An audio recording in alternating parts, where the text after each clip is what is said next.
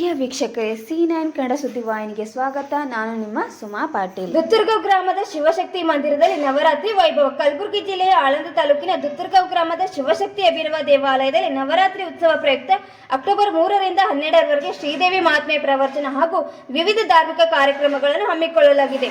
ದುತ್ತೂರ್ಗಾಂವ್ ಗ್ರಾಮದ ನವದುರ್ಗ ದೇವಾಲಯದಲ್ಲಿ ಘಟಸ್ಥಾಪನೆ, ಕಳಶ ಸ್ಥಾಪನೆ, ಪ್ರಥಮ ಶೈಲಪುತ್ರಿ ಪೂಜೆ ಹಾಗೂ ಇತರೆ ಪೂಜೆಗಳನ್ನು ಕೈಗೊಳ್ಳಲಾಗುತ್ತಿದ್ದು, ಈ ಕಾರ್ಯಕ್ರಮಕ್ಕೆ ಗಣ್ಯಾತೀತ ಗಣ್ಯರು ಹಾಗೂ ರಾಜಕೀಯ ವ್ಯಕ್ತಿಗಳು ಆಗಮಿಸಲಿದ್ದಾರೆ. ದಿನಾಂಕ 3/10/2024ರಂದು ಘಟಸ್ಥಾಪನೆ, ಕಳಶ ಸ್ಥಾಪನೆ ಶ್ರೀ ಶಿವಯ್ಯ ಸ್ವಾಮಿ ಆಲೂರು ಇವರಿಂದ.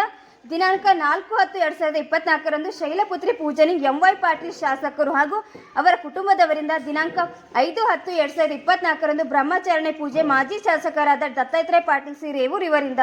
ದಿನಾಂಕ 6/10/2024ರಂದು ಚಂದ್ರಘಂಟ ಪೂಜೆಯನ್ನು ಅನಿಲ ಕಳಶಸ್ಥರ್ ಪರಿವಾರದವರಿಂದ.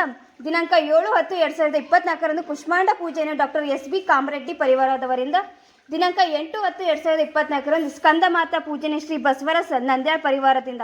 ದಿನಾಂಕ 9/10/2024ರಂದು ಕಾತ್ಯಾಯಿನಿ ಪೂಜನೆ ಶ್ರೀ ರಾಜು ಲೆಂಗಟಿ ಪರಿವಾರದವರಿಂದ ಮತ್ತು ದಿನಾಂಕ 10/10/2024ರಂದು ಕಾಳರಾತ್ರಿ ಪೂಜನೆ ಶ್ರೀ ಶಿವಾನಂದ್ ಪಾಟೀಲ್ ಪರಿವಾರದವರಿಂದ.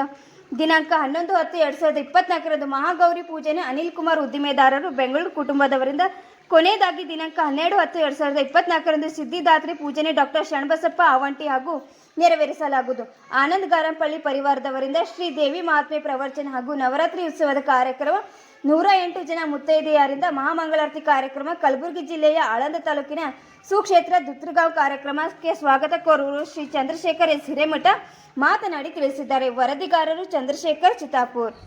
ಕಲಬುರಗಿ ಜಿಲ್ಲೆಯ ಆಳಂದ ತಾಲೂಕಿನ ದುತ್ತೂರ್ಗಾಂವ್ ಗ್ರಾಮದಲ್ಲಿ ಒಂದು ಬಹಳ ವಿಶೇಷವಾದಂಥ ನವದುರ್ಗ ದೇವಸ್ಥಾನ ಇದೆ.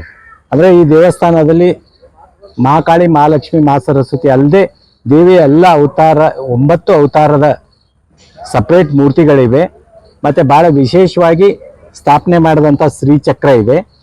ಸೊ 9 ದಿನ, ಪ್ರಥಮ ದಿನ ಶೈಲಪುತ್ರಿ, ಕೊನೆಯ ದಿನ ಚಂದ್ರಘಂಟ, ಈ ಥರ ಎಲ್ಲ ದೇವತೆಗಳಿಗೆ, ಎಲ್ಲ ಶಕ್ತಿಗಳಿಗೆ ಆ ದಿನ ಆಹ್ವಾನ ಮಾಡಿ ವಿಶೇಷ ರೀತಿಯಲ್ಲಿ ಪರಂಪರೆಯಲ್ಲಿ ಪೂಜೆ ಮಾಡ್ತಾರೆ.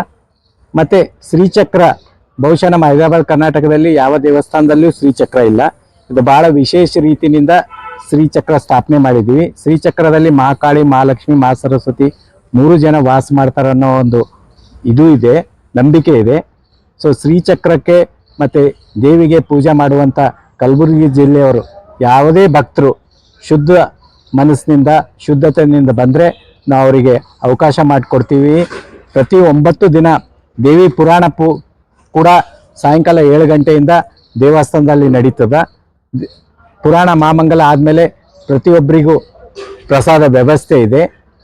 ಸೊ 8ನೇ ದಿನ ಅಂದರೆ ದುರ್ಗಾಷ್ಟಮಿ ದಿನ ಶ್ರೀದೇವಿಗೆ 108 ಜನ ಮುತ್ತೈದೆಯರಿಂದ ಮಹಾಮಂಗಳಾರತಿ ಮಾಡ್ತಾ ಇದ್ದೀವಿ. ಈ ಕಾರ್ಯಕ್ರಮಕ್ಕೆ ಉದ್ಘಾಟಕರಾಗಿ ವಿಧಾನ ಪರಿಷತ್ತಿನ ಸದಸ್ಯರಾದಂಥ ಶಶಿಲ್ ನಮೋಶಿ ಅವರು ಮತ್ತು ವಿಧಾನ ಪರಿಷತ್ತಿನ ಇನ್ನೋರ್ವ ಸದಸ್ಯರಾದಂಥ BG ಪಾಟೀಲ್ ಅವರು ಬರ್ತಾ ಇದ್ದಾರೆ.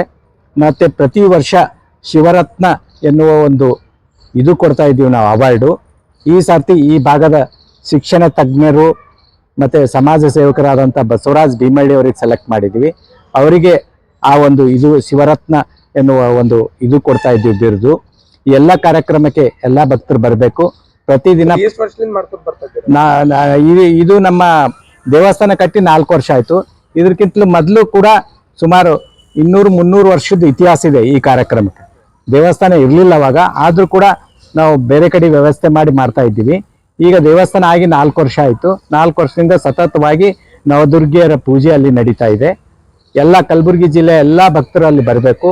ಮತ್ತು ಯಾರು ಜಪ ತಪ ಅಲ್ಲಿ ಪುರಾಣ ಪಠಣ ಯಾರು ಮಾಡಲು ಇಚ್ಛೆ ಪಡ್ತಾರೆ ಅವ್ರಿಗೆ ದೇವಸ್ಥಾನ ಸಮಿತಿಯಿಂದ ಎಲ್ಲ ವ್ಯವಸ್ಥೆ ಮಾಡ್ತಾರೆ. ಇಲ್ಲಿ ಯಾವುದೇ ಶುಲ್ಕ, ಯಾವುದೇ ಇದು ಇಲ್ಲ, ಯಾವುದೇ ಆರತಿ. ಸಾವಿರಾರು ಜನ ದಿನ ಬರ್ತಾರೆ ಅಲ್ಲಿಗೆ. ಮತ್ತು ಪುರಾಣ ಮಹಾಮಂಗಲ ಆದಮೇಲೆ ಬಂದಂಥ ಎಲ್ರಿಗೂ ನಾವು ಪ್ರಸಾದ ವ್ಯವಸ್ಥೆ ಮಾಡಿದ್ವಿ. 10 ದಿನ ಎಲ್ಲ ಭಕ್ತರಿಗೆ ಬೆಳಗ್ಗೆನಿಂದ ಸಾಯಂಕಾಲವರೆಗೂ ಪ್ರಸಾದ ವ್ಯವಸ್ಥೆ ಇರ್ತದೆ.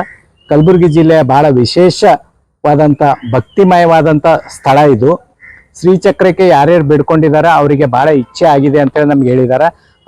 ಅವರೆಲ್ಲರ ಹೆಸರುಗಳನ್ನು ಈ ಸಂದರ್ಭದಲ್ಲಿ ಹೇಳುವ ಸ್ಥಿತಿಯಲ್ಲಿ ಇಲ್ಲ, ಯಾಕಂದರೆ ಗೌಪ್ಯವಾಗಿ ಕೆಲವು ಇಡಬೇಕಾಗ್ತದೆ. ಇದು ಭಾಳ ಪವರ್ಫುಲ್ ಆದಂಥ ಶ್ರೀಚಕ್ರ.